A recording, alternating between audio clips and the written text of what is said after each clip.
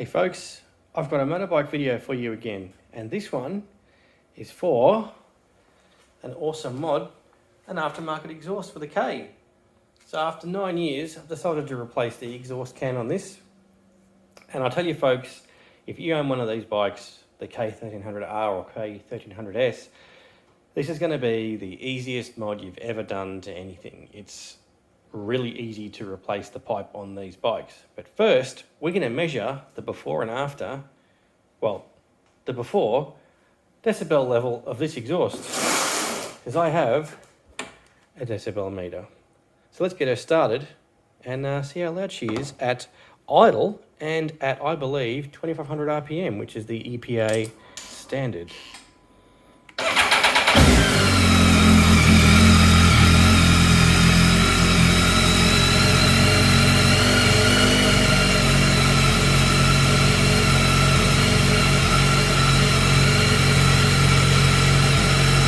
It looks like 80 dB.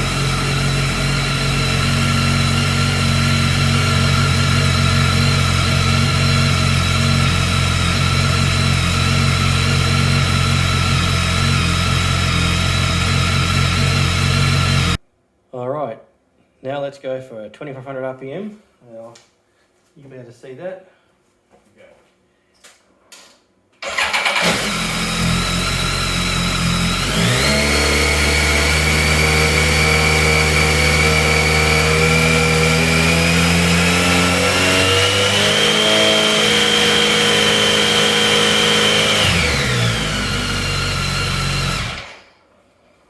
I went up to 3000.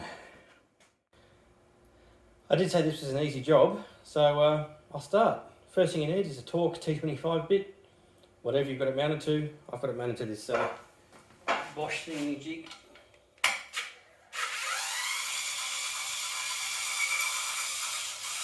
And all we're doing right now is removing the exhaust heat shield cover, which goes back on, I think, with the Arrow exhaust. I'm going to get my bolt head in the way. Alright, that's step one done. By the way, I don't think any of these screws are magnetic, I think they're all aluminium too. Next you're going to need a Torx T45 and a 13mm spanner to get the actual main exhaust flange loose. The main mount loose. Whoop, that's untied.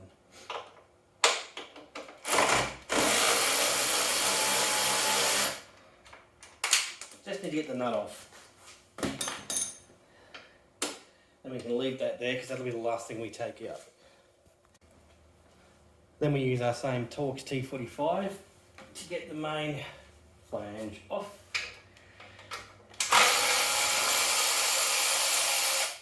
And you can just loosen this to the point where it's like really loose. That's probably good enough, but give it a bit more. Next, make sure your exhaust isn't boiling hot to the touch. Mine's alright. Pull that bolt out and stick it somewhere. And just remove the exhaust. That flange isn't loose enough. There we go. Job done. Now you can put the new one on. And of course, it comes with all the right mounting equipment, so we can just do that step by step now. So the first part is the flange adapter. So this makes the Arrow system to the flange mount. Pretty easy. Just get it in the flange, which it is. Just tighten it a little bit so that it's not going to fall off.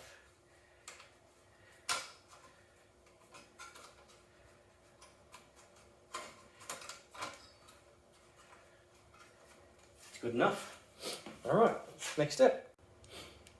Well, I've got the flange band around the pipe here, so I'm just going to slip her over there, grab the bolt.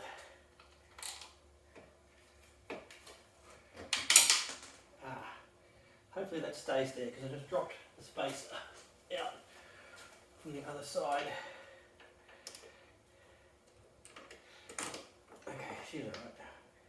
I'll get the bolt now. The nut, sorry. Oh, she almost popped out. You guys would have seen that on camera.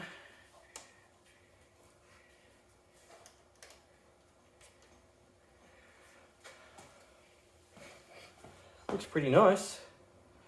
Now obviously we have to tighten up all the flanges before and clamp the exhaust onto itself before we do anything. There's even like a spring which holds the actual can, the can holds it onto that bottom bracket. It's just the way these things mount.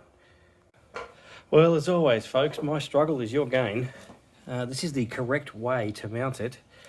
I might see if I can zoom out a bit more so you can see more of it. So again, so the spring goes on after this does. This can stay loose right now, and the way it has to go is that way so that the bolt's facing up, and that provides clearance for the spring assembly down there. And that's the way it goes. So what you do is you get this into position where you can reach, the heat shield can reach, and then you mount it up. So basically the heat shield extension bar goes on this way. So it's the fat end here and the thin end there, and you can see the way it has to curve. It curves in. And that's because, if you have it here, you can sort of see if in fact I'll do that. I'll put one of these bolts in and I'll show you. All right, here we go. So you can see I've put the two of them in actually, and the third one comes down here and goes into that hole like that. So I'll get that done.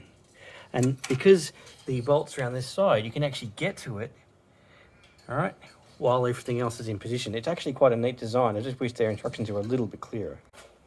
Righto, so that's it fitted. Yeah, I tightened those up. They fit quite well. So I tightened up the bolts down the front there. I used their bolt there, and I used the existing bolt here so that the bolt mounts for the shield all look the same.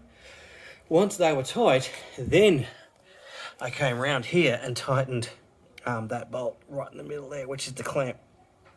And the can, as I said, is held on just by the spring. And I obviously tightened this up after the fact. Also sort of gave it a wiggle because you want to make sure it's nice and sort of straight looking. And let's give her a shot, see what the decibels are like.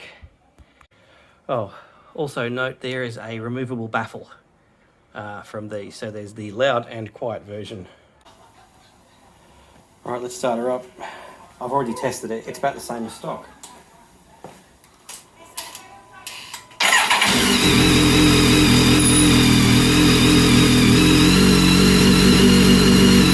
About 80 dB. I'll do 2000 RPM now.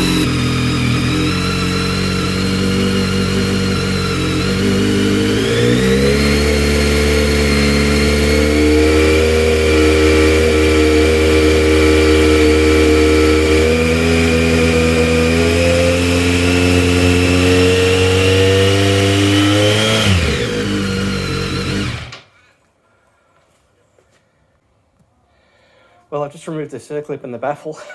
That's the baffle that goes down the pipe. You can see all the way down that. I don't think this is going to be very quiet, but you're about to find out.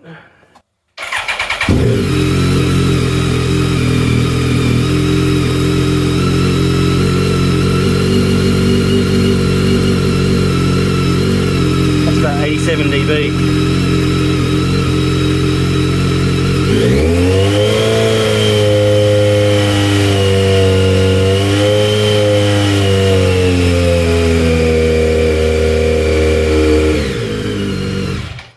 Well, it's quite loud, but I wouldn't say it's obnoxious. I quite like it. These are quite cheap. This is the just the fiberglass can. You get a little carbon fiber tip.